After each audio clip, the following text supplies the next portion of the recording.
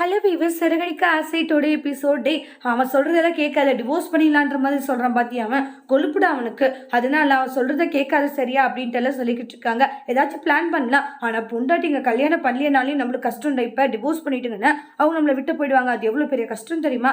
அதனால பெருசா அதை பத்தி நம்ம யோசிக்க வேண்டாம்னு சொல்லிட்டு டிஸ்கஸ் பண்ணிட்டு தூங்குறாங்க. அடுத்த நாள் வந்து ஒவ்வொருத்தரா சாப்பிடலான்னு வருவாங்க. அவங்க ஹஸ்பண்ட் உட்காந்துட்டு இருக்கிறத பார்த்துட்டு ஸ்ருதி பசின்னு வருவாங்க. அப்ப விஜய் சாப்பிடுமானுவாங்க. இல்ல எனக்கு வேண்டாம், எனக்கு பசி இல்லைன்னு சொல்லிட்டு போயிடுறாங்க. இப்பதான் பசின்னு இல்லை, எனக்கு பசி இல்லைன்னு சொல்லிட்டு அங்கிருந்து போயிடுவாங்க. அப்ப ரோகிணி வராங்க. சாப்பிடுமா ரோகிணி? இல்ல ஆண்டி எனக்கு கொஞ்சம் வேலை இருக்கு, நான் கிளம்புறேன்னு சொல்லிட்டு அவங்களும் போயிடுவாங்க. மீனா வந்து எல்லாருக்கும் பரிமாறுவாங்க. ஆனா முத்துக்கு பரிமாறுறது இல்லை. என்ன ஆச்சு உங்களுக்குன்ற மாதிரிதான் அந்த இடத்துல இருக்காங்க. உடனே வந்து என்ன ஏதுன்னு கூட கேட்க மாட்டேங்கிறீங்க, நான் ஏன் கேட்கணும்ன்றாங்க. என்ன இப்படி பேசிட்டு இருக்கீங்க? அவங்களுடைய பிரச்சனை அதை அவங்க பார்த்துக்கிட்டோன்றாங்க. அவங்க ஏதோ பிரச்சனை சண்டை போட்டுட்டு இருக்காங்கன்னு தெரியுது, நான் ஏன் அதுல மூக்க நுழைக்கணும்ன்றாங்க. அவங்களுடைய குடும்ப விஷயம். அப்பா என்னப்பா உடனே குடும்ப விஷயம் நாங்க பாத்துக்கணுன்ற மாதிரி சொல்லிட்டு இருக்கீங்க, பின்ன வேற எப்படி சொல்லணும்ன்றாங்க. நீங்க பண்றது நீங்க நடந்துக்கிறது அப்படிலாம் இருக்குன்னு கொஞ்சம் கூட மனசாட்சி இல்லாத இப்படி எல்லாம் நடந்துக்கிறீங்க, ஏன் இப்படி எல்லாம் பண்ணிட்டு இருக்கீங்க திட்டிட்டு போயிடுவாங்க. விஜயாவும் பாத்தீங்கன்னா எதுவும் கேட்கக்கூடாதுன்ற மாதிரி அண்ணாமலை சொல்லிடுவாங்க. அம்மா நீ எதை கேட்க மாட்டேங்கிறீங்க, அப்புறம் உங்க அப்பா வந்து நாளைக்கு மொட்டை மலையில் படுத்துக்கிறதுக்கா, வேணாண்டா உங்க பிரச்சனையை நீங்களே பாத்துக்கோங்கட்டு விஜயா வாங்குறது கிளம்பி போயிடுவாங்க.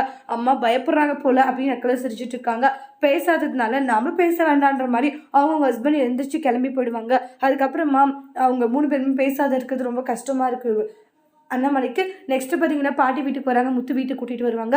வந்ததுமே பாட்டி அப்படின்ட்டு எல்லாரும் ரொம்ப ஹாப்பி ஹக் பண்ணிக்கிறாங்க. பாட்டி எல்லாம் சந்தோஷப்பட்டுட்டு இருக்காங்க. ரோகிணி கிட்ட மட்டும் அவ்வளோ அட்டாச் இல்லை.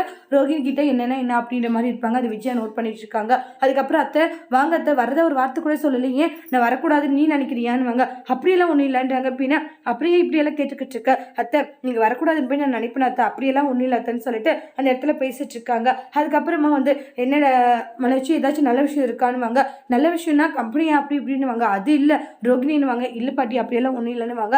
3 பேருக்கிட்டே அப்போ எந்த ஒரு விஷயமும் இல்லை, ஒரு வருஷம் ஆகிப்போச்சு, ஏதாச்சும் நல்ல விஷயம் ஏதாச்சும் சொல்லுவீங்கன்னு பார்த்தா எந்த ஒரு நல்ல விஷயமும் சொல்கிற மாதிரி தெரியலையே அப்படின்ட்டு எல்லாம் சொல்லி அந்த இடத்துல பேசிட்டு இருக்காங்க. சரி நெக்ஸ்ட் பார்த்துக்கலான்ற மாதிரி சொல்லிடுவாங்க.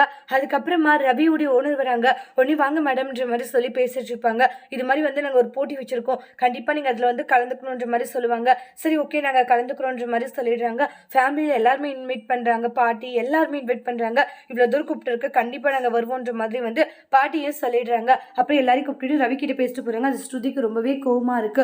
அதுக்கப்புறம் பாட்டி வந்து இவங்க சண்டை போட்டுட்டு இருக்கிறதெல்லாம் நோட் பண்ணிட்டு இருக்காங்க.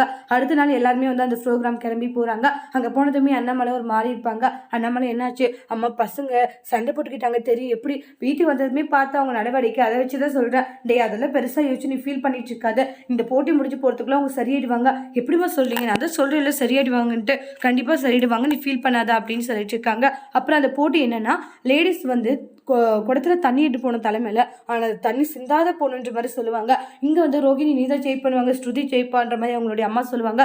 மாறி மாறி சொல்லிட்டு இருக்கும்போது ஸ்ருதி குடத்தை கீழே போட்டுருவாங்க. அதுக்கப்புறமா ஃபீல் ஆகுறாங்க அவங்களுடைய அம்மா. நெக்ஸ்ட் பார்த்தீங்கன்னா இந்த இடத்துல இன்னொரு லேடி போட்டுருவாங்க. அப்புறம் மீனாவும் ரோகிணி மட்டும் அந்த குடத்தை தூக்கிட்டு வராங்க. இவங்க ஜெயிப்பாங்க அவங்க ஜெயிப்பாங்க மாறி மாறி சொல்லிட்டு இருக்காங்க. கடைசியில் யார் ஜெயிக்க போறாங்கன்னு வெயிட் பண்ணி பார்க்கலாம். தேங்க்யூ.